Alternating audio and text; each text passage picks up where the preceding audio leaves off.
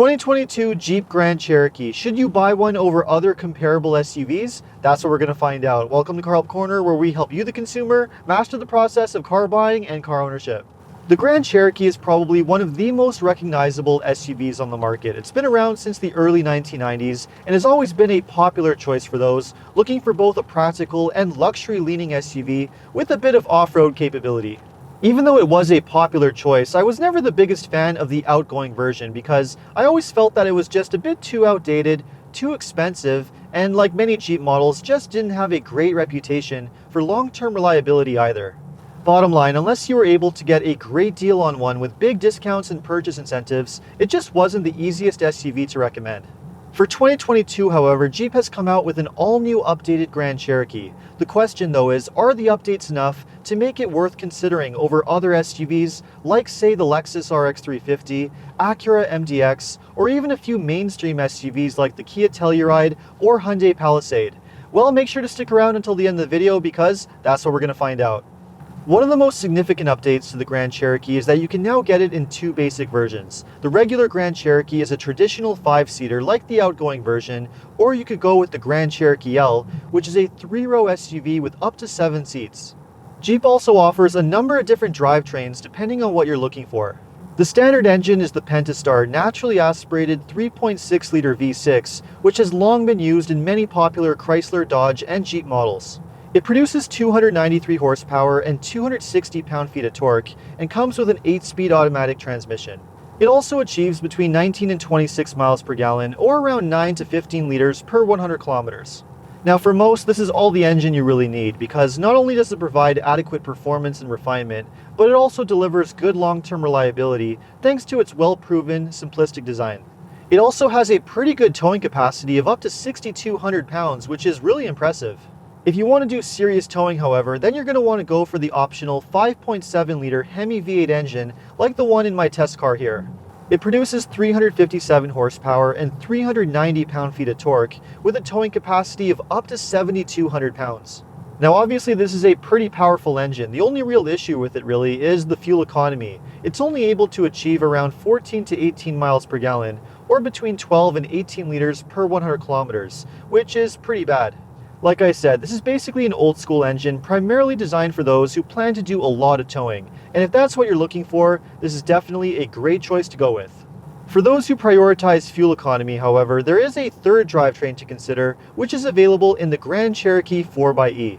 The 4xe is a plug-in hybrid, which means you get a 2-liter turbo 4-cylinder engine matched to an electric motor and battery pack, producing 375 horsepower and 470 pound-feet of torque.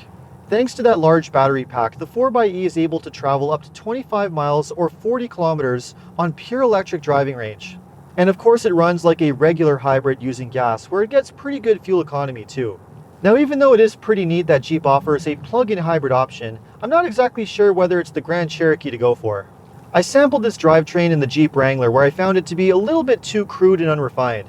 And because of its complicated design with the turbocharged engine and its unproven track record, I'm not sure whether it's the safest choice to go with for long-term reliability either. If it were me, I would just stick with the standard V6 engine, which is not only going to save you money on the purchase price, but it's also more well-proven in terms of reliability too. Now on top of the different engine options, you also have a choice between different 4-wheel drive systems too.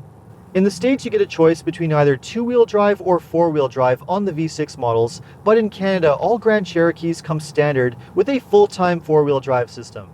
On top of the base full-time 4-wheel drive, higher trims of the Grand Cherokee get a Quadra-Track 2 4-wheel drive system, which gives you a 2-speed transfer case with a true low range. It also includes a selectable terrain management system with modes for rock, sand, snow, or you can just leave it in a full auto mode. There's also the option of an adaptive air suspension system with 5 selectable ride heights, just like you'd find on a lot of high-end luxury SUVs. Now the air suspension definitely gives the Grand Cherokee excellent ride quality, making this a very comfortable SUV for long-distance driving. I would like to try a Grand Cherokee though with the regular shocks and springs to see what the ride quality is like by comparison.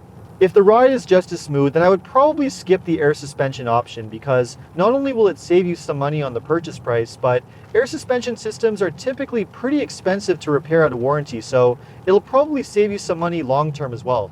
Now, I'm not sure whether any Grand Cherokee owners would actually do any serious off-roading with their expensive SUV, but if you're planning to, you might want to consider the optional Trailhawk model.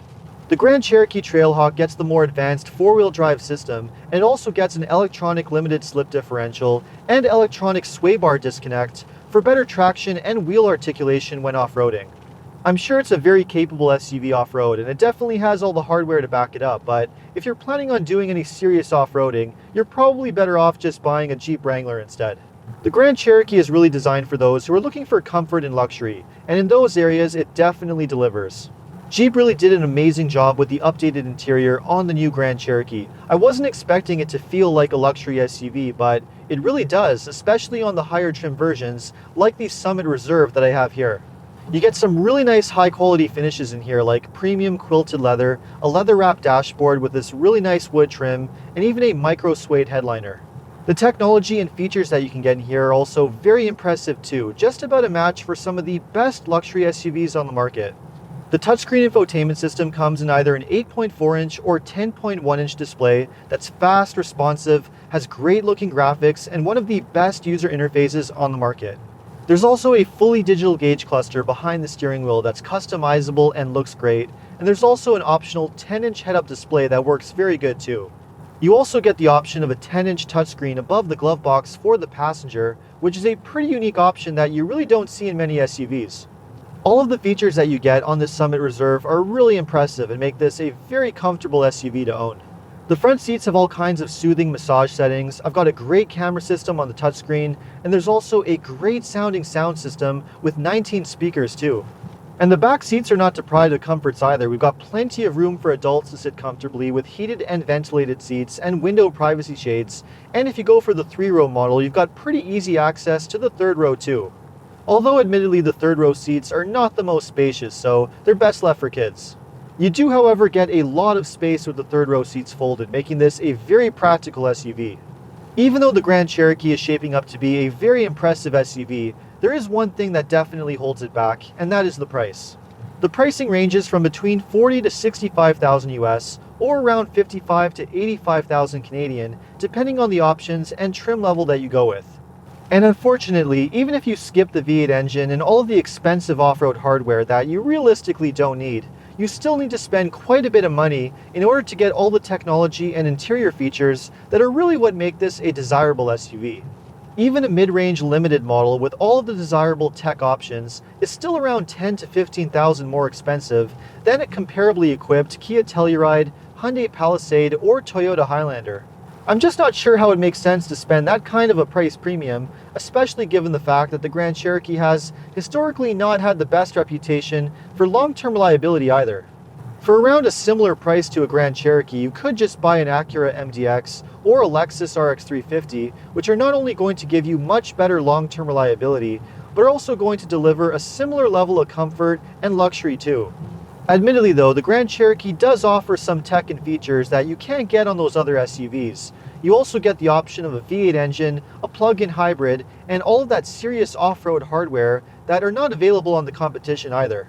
Given all the capability and features that you can get on the Grand Cherokee, in some ways it does feel like a less expensive alternative to some of the top-tier luxury SUVs, like say a Range Rover Sport, BMW X5, or a Mercedes GLE. When you compare the Grand Cherokee in top trim to those luxury SUVs, you're not really missing out on much aside from that luxury badge. And even though the long-term reliability is questionable when compared to something like a Lexus, it's definitely a safer choice to keep out of warranty when compared to an expensive European luxury SUV. In the end then, the Grand Cherokee basically sits where it's always been, somewhere between a regular mainstream SUV and a full-blown luxury SUV. And if you're a big fan of Jeep, then you're probably going to be pretty happy with it. So let me know what you think of the 2022 Jeep Grand Cherokee. Would you consider one over other luxury SUVs, or would you buy one over a regular mainstream SUV from a brand like Toyota, Kia, or Hyundai instead? Let me know in the comments. And if you enjoyed this video, make sure to like and subscribe. You can also take a look at some of my other car videos by checking out these links right over here. Make sure to follow me on TikTok and Instagram. And if you need any additional car buying advice, recommendations, or help with getting a great deal on your next new car purchase, make sure to check out carhelpcanada.com. Thanks so much for watching, and see you next time.